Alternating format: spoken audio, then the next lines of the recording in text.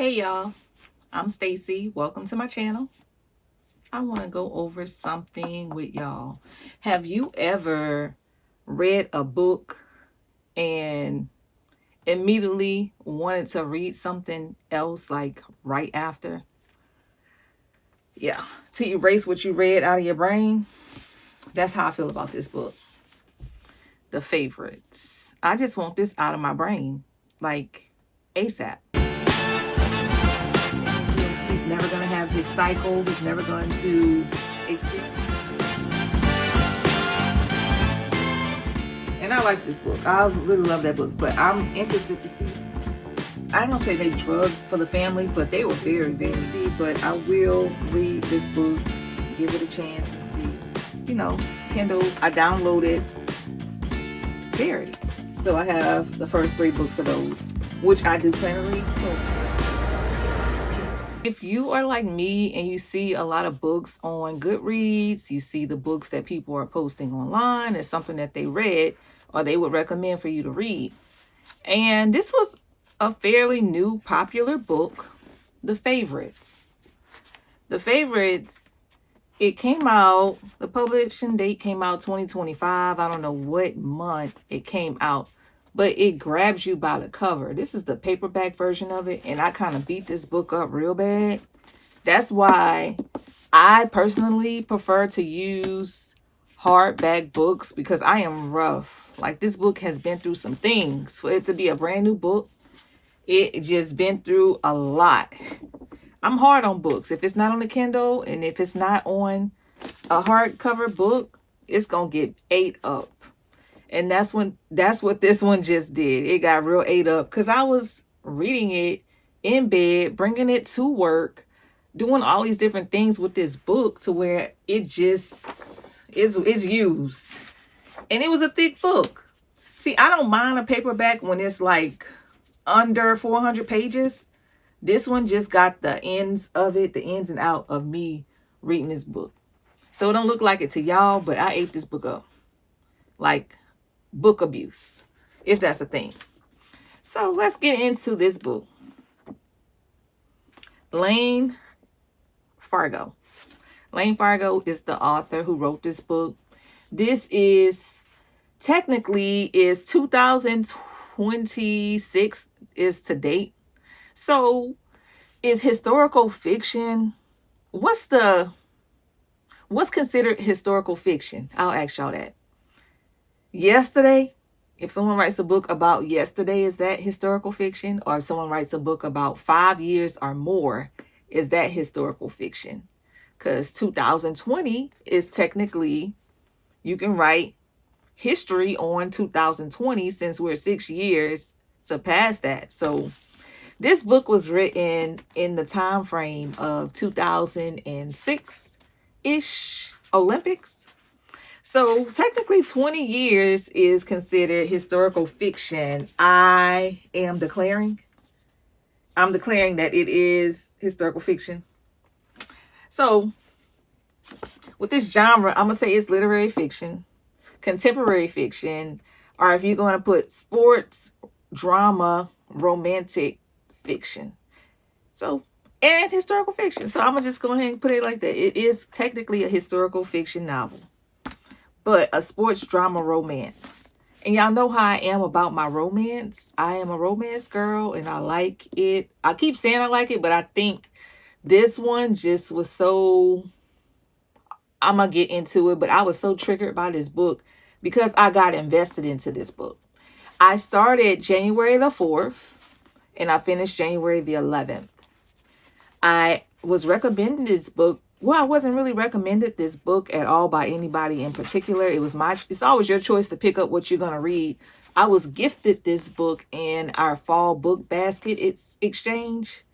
And it really wasn't directly to me, but this was the book that I went home with, which I was excited about going home with this book in my basket because it was on my list to be read. And I had so many high expectations about the figure skating and the Olympics and everything great about the Team USA. So this was really, and it was a romance. So I was like, oh, this is going to be so good. I'm going to eat this book up. So good. So my expectation was like through the roof. High expectations. And that's what you do. You don't go into a book with high expectations, which I do. And I need to stop because I'm reading a book right now that my expectations, the bar is so high. But that book, I've read by that author before. I'll show y'all that book. And it is this one, The Storm by Rachel Hawkins. So I'm just starting that. I'm not far in just yet to decide anything on that book. But this one, I never read anything by this author. So I'm just like, oh, it's rated like over 4 stars, almost 5 stars on Goodreads, which I am not canceling Goodreads, but those ratings on Goodreads are not going to be valid in my mind anymore because they know how to sell a book. They know how to gas up, and really the books that they want to put at the top ranking, they will. And I think this is one of the books that it was just highly ranked, and they probably dissipated all the lower rankings to give this like a jump push, and everybody loved this book. And some books get that and they get lucky. Some authors, whatever they're doing, they get lucky and they get the book sale. So I think it's falling down to how you can sell a book versus how good the book is nowadays. So I read this book because it was gifted to me in a book fall basket by one of my book club members.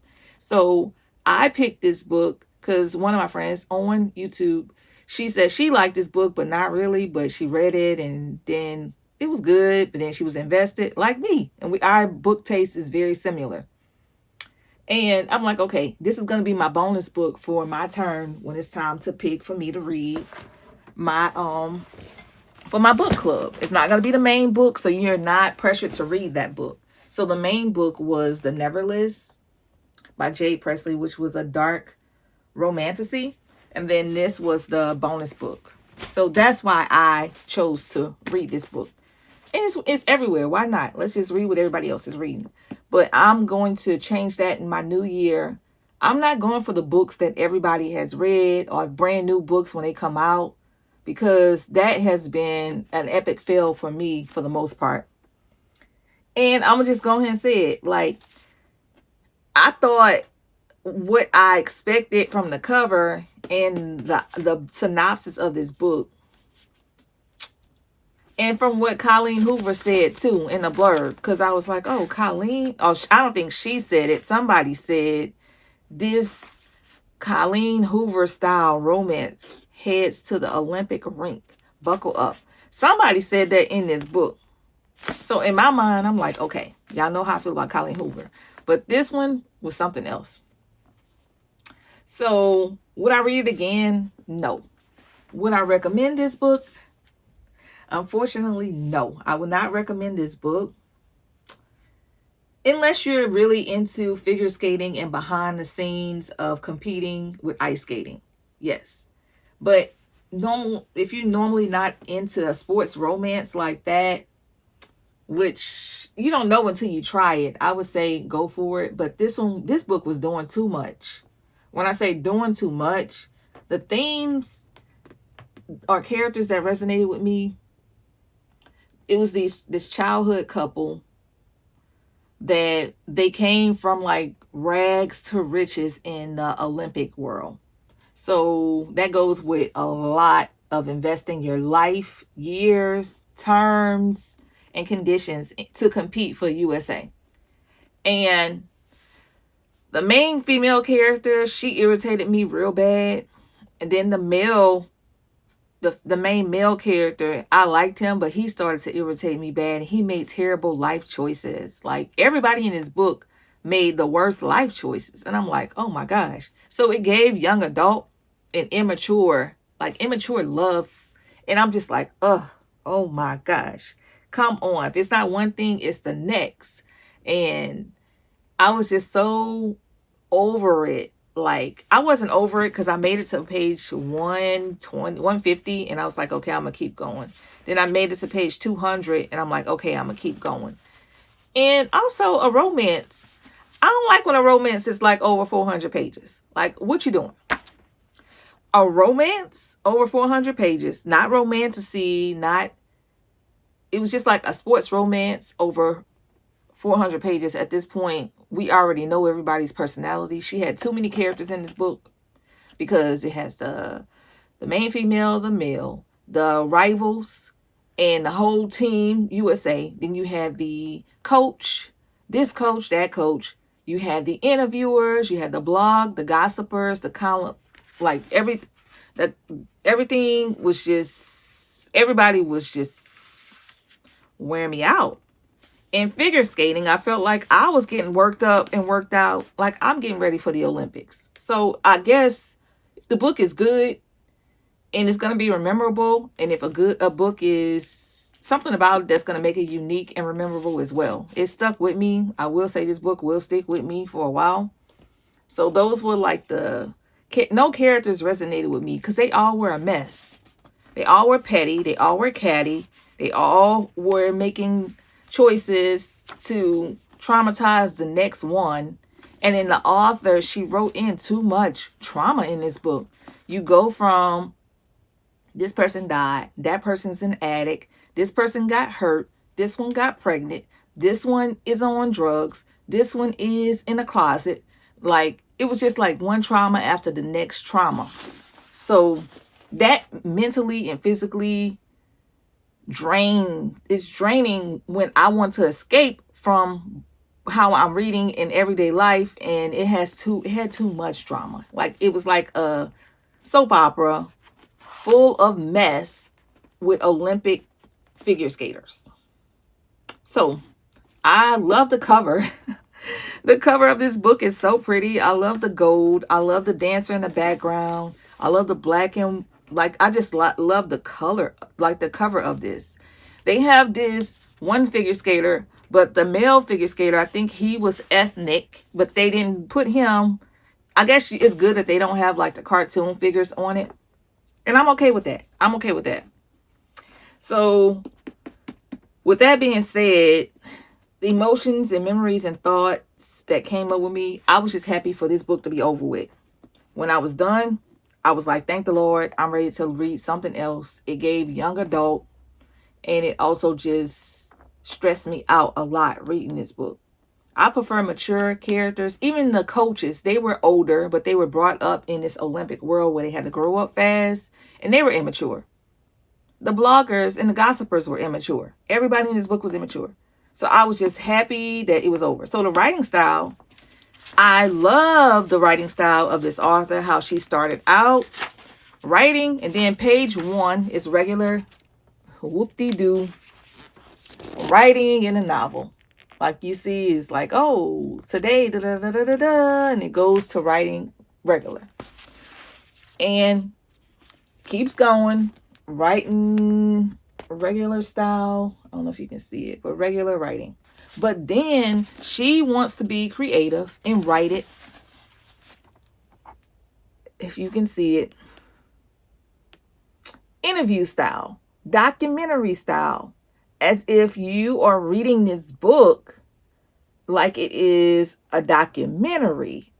And this person said that, and each character had their line to speak, and you have to see who is who. Like, you're not writing a script. And it felt like it was a TV script. And line. And Nicole said this, narrator said that. She really says narrator. And then it goes back to regular life story. And if y'all read Daisy and the Six, that book, it started out interview style by Daisy and Billy, and everybody said their lines. I was just waiting for that to stop and go into a regular novel, and it never did. This one gave you breaks, and it broke it up to where you had a break where they had the interview style at the end of each chapter or the beginning of the chapter, and then it would go into their real life. She did not have to start this when they were children out of the womb. Like, come on, lady. Come on. Get to the point. So it took a while for her to even start the book. I feel like the book didn't get started to page 125. And they're like, this is a spoiler, maybe like a teen pregnancy or something like that. And you're like, wait a minute. Okay, now we're cooking with gas. But other than that, the writing style was too exhausting and too extreme. I give the writing style a 1 out of 1. Readability, I had kind of a buddy read system going with this. And my friend was reading it too. And she was struggling just like I was struggling with this book. So I'm like, am I crazy? Somebody please read this with me. But I have been struggling with this. And it's not that I was struggling page number wise, because I was flowing with the book. But I was just like, why she keeps backtracking everything and giving everybody's opinion at the end. And I saw what she was doing. And the commentators, they were giving sidebars, and they were extremely messy. Like Ellis, he was one of the worst ones. He was messy and throwing mess and gossip over everything. And that was his character. That's who he was. That's what he did. But it was just so frustrating to even just hear it. All the negativity coming in out of nowhere in this book. Readability, I'd say 1 out of 5. Relatability, 1 out of 5. Personal impact, 1 out of 5. Originality, 5 out of 5. 5 out of 5 originality. Plot, 1 out of 5. Overall rating, 1.5 out of 5. If I wanted to watch a script or watch a series on Netflix, I would. And I would watch the TV version of it, because you wrote this just like it'll be easy to sell it to TV. And as a reader, we don't want to look at the script being written. Well, I don't want to read a script. I want to read a novel, not both. Like, write your script for TV, separate that, and then write your novel for the book. And this could have been half of the pages, because this was, let me see how many pages it was. 478 pages or so. Yeah, 478 pages if you don't count the playlist, which they did give you a favorites playlist in the back of the book. But I never got to it because I was so caught up in trying to read this book. So I just really felt like this book was written for like a documentary or for like some type of play or TV screen situation. And the drama was just so unfulfilling and overwhelming. What I liked about this book was that it was definitely an Olympic skater's life. So it did make me think of like the Tanya Harding or the girls who used to go back and forth and do all kind of scandalous things in the 90s to each other to injure the other player from getting the gold, and everybody was after the gold. I love how everybody wanted that gold medal, and they were dirty. They would do things out of pocket to get that gold. So I did like that, but what wasn't my cup of tea was the traumatic things that they would go through. And they went to like an all-time low. And I'm like, y'all doing too much, too much. It was just drama filled of unnecessary back and forth. And I just never felt like it was fulfilling in the end. And then she should have ended this a while back, and she kept going with this novel. The author could have stopped at a point, but she kept going and she kept going. And then there's another act and another act and another. I'm like, okay, all these acts are getting kind of redundant. You should have stopped. You could have stopped, but you had to keep going. And I could have stopped reading too. I could have, but I had to keep going. So this is like part 4, like mid-book. And I like how she did that too, where it says like different parts and stuff like that. But you could have stopped. That could have been a synopsis in part 5. Like, oh, now we're going. And then the last time, was it really the last time? I don't know about that. So it was making me upset. And I was just like, okay, overall, they had too many points of view. Because Jane Curry, who was that? Kirk, who was that? Francesca, she was a skater. Like, you know, some people was just like so unnecessary to have their point of views. Veronica Ellis, Heath, he was necessary. Katharina was necessary. Lee, all these different names, all these different point of views was taking me out. And you kind of get hip to who each person was, but I was just like, okay, all right. Somebody else. All right, why is she here? Why are we here? Too many characters. So overall, I just felt it was so underwhelming because what they were after in the end, I just feel like nobody was fulfilled in this novel. Nobody got that fulfillment that they really wanted, and it was just like, okay, no. So would I recommend this to a friend? No. I'm mad that I actually completed this book. It put me in such a negative look into the sport. I did not need to know the backstory. You know how, like, if you I grew up in church, but if you work behind the scenes and you go to like the meetings outside of church, meaning you work with the projector or you work with the choir, the youth ministry, you see all the ins and out behind the scenes versus experiencing as an audience watcher. That's how I felt. Like, I like the things that go on with figure skating, but I don't want to be behind the scenes with all the mess. It was so messy. It just made me just look at ice skaters in like it's like I guess they were trying to humble them, but it was like in a catty, old, nasty, bickery type of way. And it just gave me a negative look into the sport. And I just could not wait to read something else. So that's that. And here's the synopsis. If y'all want to read this book, go for it. An epic love story set in the sparkling savage sphere of elite figure skating. She might not have a famous name, funding, or her family support. Katharina Shaw has always known that since she was destined to become an Olympic skater. When she meets Heath Rocha, a lonely kid stuck in a foster care system, their instant connection makes them a formidable duo on the ice. Clinging to their skates and each other to escape their turbulent lives, Katharina, and Heath go from childhood sweethearts to champion ice skaters, captivating the world with their scorching chemistry, rebellious style, and their roller coaster relationship, until a shocking incident at the Olympic Games bring their partnership to a sudden end. Whatever, lady.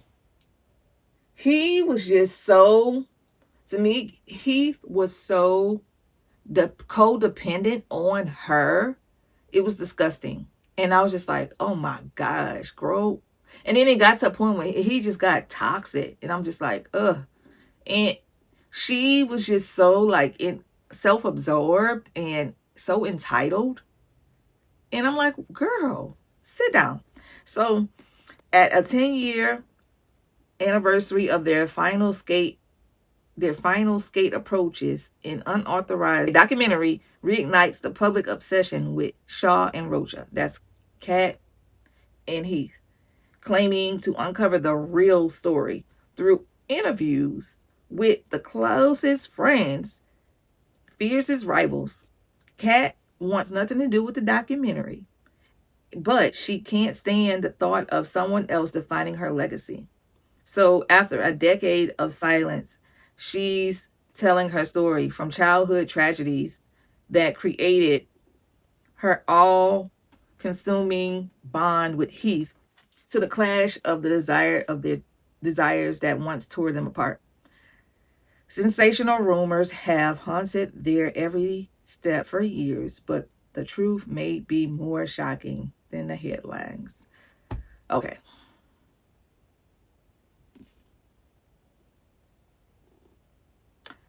With the bonus material, including a never-before short story from Heath's point of view. I just feel like this author just would not stop. Like, she just kept going.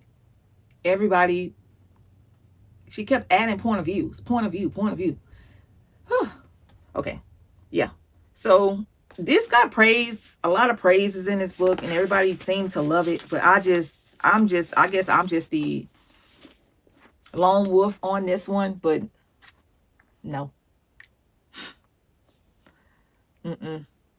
not my jam.